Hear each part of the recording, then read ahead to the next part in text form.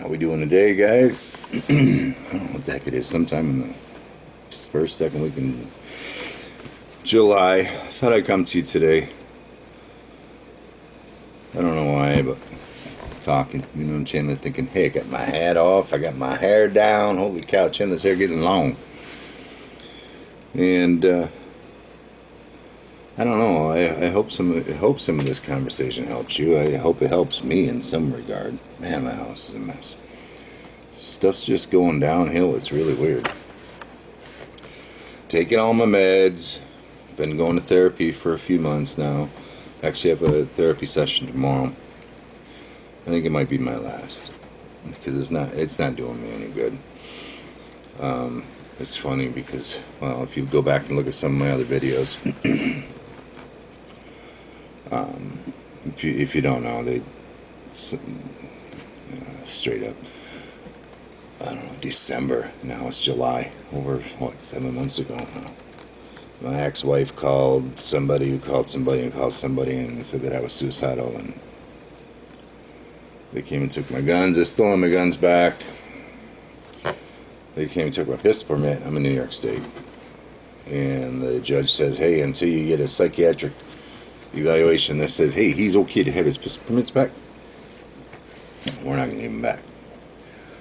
And it's funny because my belief in the Second Amendment, I've talked about this before, I won't get into it in detail. Fucking pistols are the last thing they need to worry about. But anyway, I was talking to my therapist. I've been going to her for several months, and she's doing a fine job. I'm not criticizing her. It's like she brought up, it's a relationship, you know. And everybody says, well, you got to find the right one, you got to find the right one. Well, I don't have time to be going out and dancing around with a bunch of people trying to find the right one. Heck, I haven't found the right human in all the people that I know that can accept me as who I am and understand the things that I think about. But anyway, I asked her, she's like, God, I don't know if this is working. I don't know if, I don't know, maybe we're not the right match. But I said, well, listen, when I first came to see you, I asked, you asked me to put it on a list of the things I wanted to fix or change, or the things that are important to me. I didn't want to be sad. I didn't want to be depressed. I wanted to work. That's the key. But the first thing on the list was I wanted my guns back. Did nothing wrong. Did nothing wrong for them to be taken away. Somebody falsely reported something that didn't exist, and that's the way it is. And I looked at her and I said, I don't think you're going to tell the judge that I should have my guns back. And she looked at me and she goes, well, first of all, I don't think our organization would take that responsibility, which is fine. I understand that. That's what happens when you're working on no offense to my therapist, but when you have bottom feeders, that's what we used to call each other. Well, this is a term we used to use back where I used to work. But anyways, when you're bottom feeders, that's what it is. And then she continued to say, you're severely depressed. And you show, I don't know if she said alarming or multiple symptoms of being suicidal. There's no way I'd feel comfortable doing that. It's like, yeah, I kind of knew you'd say that. So I have a therapy session with her tomorrow, and I'm not sure, it might just be my last. Problem with this organization is that the psychiatric nurse practitioner, the one that's dealing with my medications, isn't through the same organization. If I don't continue therapy, she doesn't get to see me. So then I have to go back to my general practitioner, and who's been doing a pretty good job. The only difference between the psychiatric nurse practitioner, I think that's the right term, is that she was she was more of a psychiatrist kind of thinking, talking. And my doctor doesn't. My general practitioner, she listens really well. But I don't know. I just had a little confidence in her. So I told my therapist at the last session, which I told her to schedule 2 weeks out instead of 1, so I could have a chance to make a decision. I told her, well, I don't think this is going to work. So chances are I'm going to call and cancel our appointment, and we'll go from there. Well, I never did because I was too preoccupied with sticking around and trying to get something that resembles life done. So anyway, my appointment's tomorrow, so I'm going to show up. It might be the last one. So I'm not sure how it's going to all go down, but it's kind of sad, I think I've always been strong and And for me to actually say, okay, I'm going to go see somebody and talk to them was a big step. But it just didn't work, or it doesn't seem to be working. And yeah, there's a lot of things that have been said. But I think the point of this video, the reason that I decided to sit down tonight, is that I've been I reach out. I reach out to strangers, semi-strangers. I reach out to people that know me. There's not a lot of people left in my world that actually know me, which is interesting, and that's probably a testament to something. I'm not sure. Didn't think about that till just now. But the point of tonight is that for those of us lucky enough to have friends, people to talk to, people that actually are listening to us, man, the same story over and over and over again. I was talking to somebody tonight, and they're like, I can't do anything for you, and it makes me feel like crap. And I knew that existed, but this person started crying, and it's like, oh shit. Well, that kind of puts us both in a weird spot, because you want to help, and that's nice. Thank you, I appreciate that. But at the same time, all I'm doing is making you hurt. And then you find yourself sitting alone, because nobody deserves to take on that challenge. Now, I don't have close family. I have family, but they're not close. I don't have any friends. I mean, I have people that would be pissed off that I said I don't have any friends, but I don't hang with people and stuff like that. So it doesn't really matter. If you did and you were depressed for as long as I don't know how long I've been depressed. I might have been dealing with depression for a long time, but I was dealing with it. So, but for almost 2 years now, I was unable to deal with it functionally, and relying on people. There's only so much, like I like to say, there's only so much Chandler anybody can take, and then you find yourself alone. That's kind of where I am right now. I met a beautiful woman in January. It's now July, and I didn't expect. I just looking for somebody to talk to, and we just hit it off, and it's been a pretty good relationship. But I think I'm backing away from that one now, and that's horrible, because that's like huge. I don't know. It's a huge asset. I mean, in addition to being real and all that stuff. But I mean, when we spend 80% of our time talking about how sad Chandler is, I'm too traditional, and I'd be the man, you know what I mean? I gotta be the leader, not the leader, I gotta be the man, the caveman. I know, don't take it the wrong way. It's just, I gotta be strong. I need to be the supporter. I need to be the strong one. And we just, we spend a lot of time talking about me, and unfortunately in this particular situation,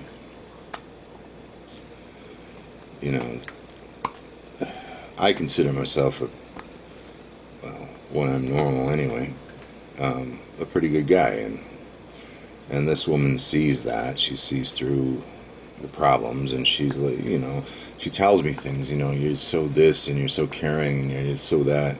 She tells me such wonderful, wonderful things, and I have to choose. Take it and be quiet, even though my brain sounds up. Oh, hush, dog. Sorry, doggy.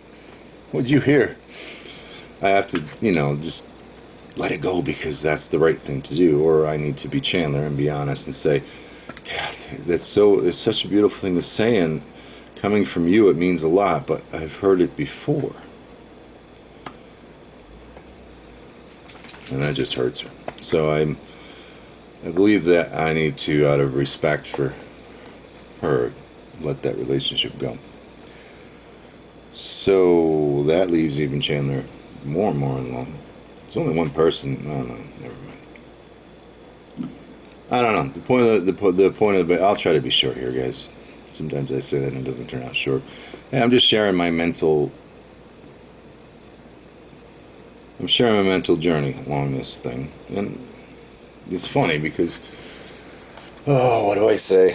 I've been in many different positions, many different places of mental state, and many different levels of where people should worry about.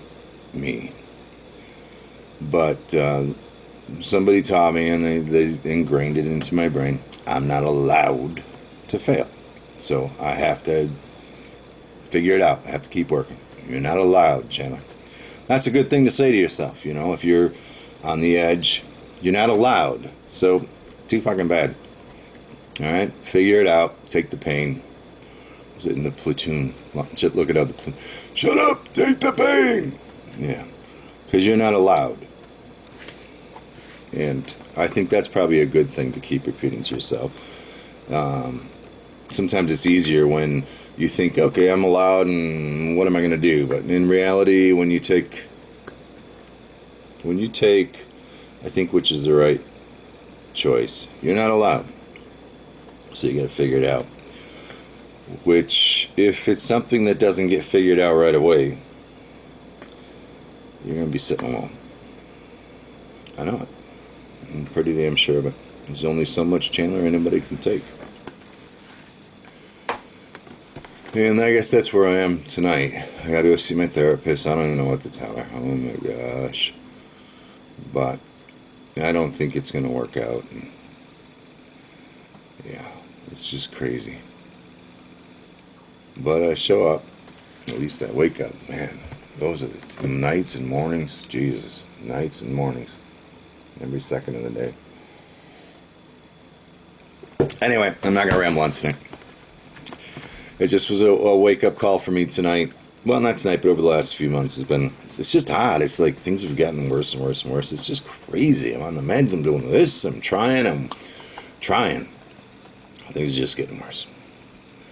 But in the end, you may find yourself, well, because there's only so much there's only so much Chandler anybody can take. Fill in the name with whatever name you want.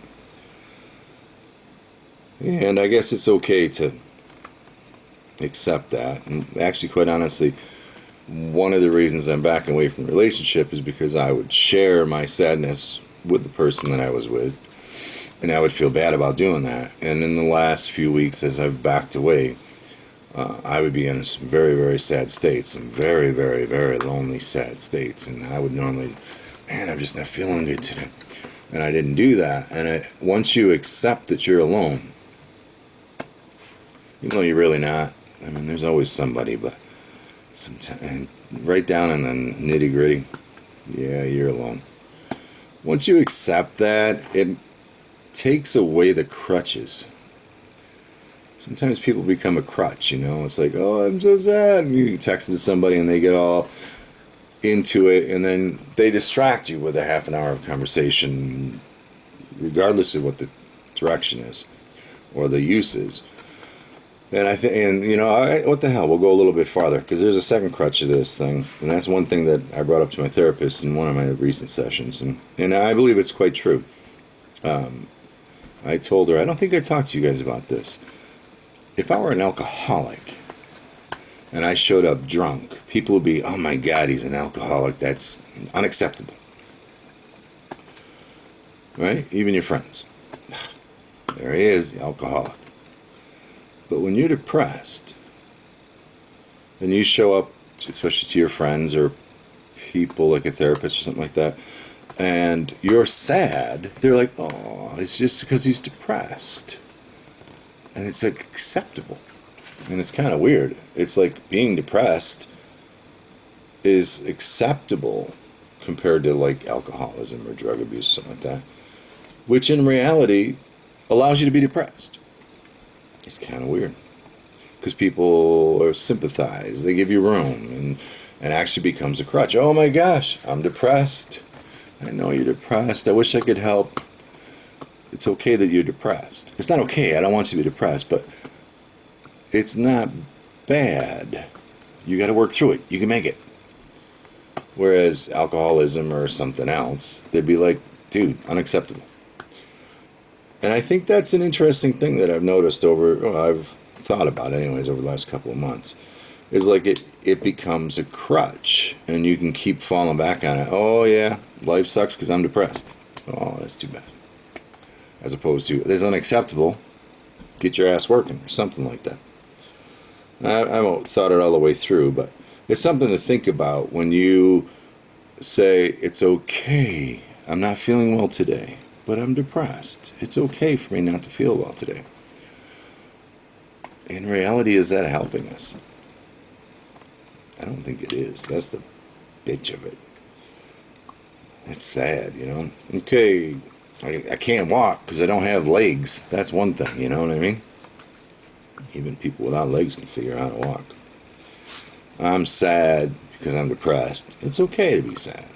Yeah, that's a crutch that, not that it feels good and that it's like easy to deal with, but it's just, I don't know, it's a bit of a crutch that I think I need to spend a little time thinking about. No. We all got here for a reason. We all got a story. I'm not sure what I talked about tonight. I kind of rambled on a little bit like I always do. Hopefully, I don't know, hopefully it helps you guys. It certainly helps me to talk because, quite honestly, there's nobody else to talk to, even though there's people to listen, which is an interesting thing about listening and understanding listening and helping are two different things. So, I guess, point of the matter was,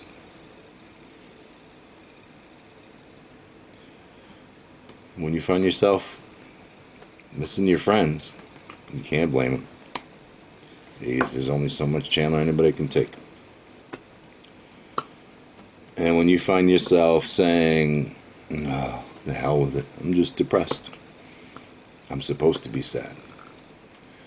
You gotta say, because your friends are gone, right? You gotta step up and say, yeah, okay, you're sad, you're depressed, but you're not allowed. You're not allowed to fail. You have to figure it out. And it ain't gonna happen overnight. It ain't gonna happen in 2 seconds. For me, it's been, I think probably now that I've really thought about it, I've been depressed for quite a long time, but managed it. But for the last 2 years, yeah, I've not managed it. And I keep fighting it. And that's all we can do, is keep fighting it. No boo-hoos. Sit there alone, and for those of us that ruminate, I love that word now, ruminate. There's nothing wrong with thinking. But you just gotta, you're not allowed. Okay? Alright, well, good luck with what the heck you're dealing with. Doesn't really matter what it is. It's funny, I've been watching the Facebook groups, and I was hesitant to jump out on those. But I watch them a little bit, and everybody, this happened to me today, this happened to me today, this happened to me today, and it's great that you guys, it's great that we have a place where we can share that, and somebody's going to read it, somebody's going to listen. But the one thing that I've noticed is that it doesn't really matter what got us to where we are. How quickly it happened. Was it a single event? Was it a lifetime event? Was it tragic? Was it something that most people would be like, what the freak? It's all relative. It's kind of weird. That's something that I've noticed lately. So, one thing to think about, and it's, I've always helped people. I always helped kids. I always helped adults. I've always been a community type person. And one thing that I might challenge you to, not challenge, but just, challenge you to. On those days where you say, man, this happened and I'm like this and I'm all of this, maybe turn it into something more of an offering rather than a confession. And like, hey, sometimes when I get into this spot, I get really into this dark spot and I go here and this is how I feel. And then this is something that I do to help out. And that way, as you explain, not in the detail, my boyfriend left me, my dog died or whatever, excuse me. Not so much why you're there, but where are you? I'm here, I'm in this spot. And then as you write that post on Facebook, work yourself mentally anyway, even if you can't actually go there, which It's not easy to move. It really isn't.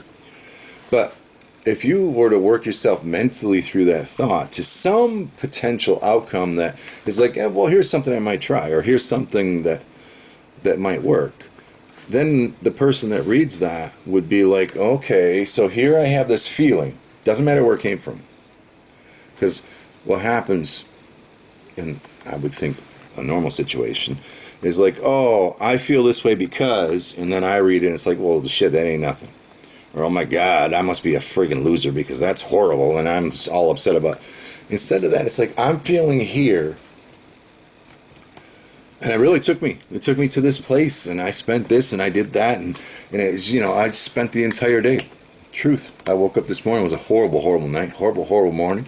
And I literally spent I did run to the store, but I spent the entire day just sitting and, as the therapist would say, ruminating. But this is what I did. This is how it affected me. Not what it is. Not what affects me. This is how it affected me, and here's where I am. I'm really trying to fight through it, and I just can't win. But, at least these are some of the things I thought about. I think that's a great way for us to help each other. If we leave the details out, why are we there? What are we thinking? And what are what are some of the results of those thoughts? That way we can all relate to each other. I don't know. That's a thought to think about. I'll tell you, it's a crazy world. Chandler never thought he'd been broken in his entire life. He was, I feel, a strong son of a gun. He really did. Went through, nope, see here Chandler goes. I don't know. I always felt myself strong, and now I don't. And now I'm using it as a crutch. I'm not happy. I'm depressed. I don't have to perform. Bullshit. I gotta perform. Just don't know how. But today, I had a horrible night. Doesn't matter what. Horrible morning. Oh my gosh, I won't even tell you. And I sat and thought. And I contacted some friends, quote, quote. And some of them told me, I can't take it anymore. Some of them told me, you got to move on. Someone told me, you get over it. What the hell's wrong? I took all sorts of information. And in the end, I sat back and said, you know what? Yeah, this is a show I got to do by myself. Even though there might be somebody standing right next to me. And that's okay. I understand. Because there's only so much Chandler anybody can take. And that's my experience tonight. So there's another Nat Thought with Chandler. I hope you like my long hair. I can't believe I let my hair grow this long. I don't know why, but I did. Hey, tomorrow's another day. Hopefully maybe I interrupted you for 30 minutes of conversation. Took your mind on things or off things. And we'll see what happens tomorrow. Therapy tomorrow. Whee! Take care. Catch you on the next one. I hope I'm helping somebody besides myself. Bye.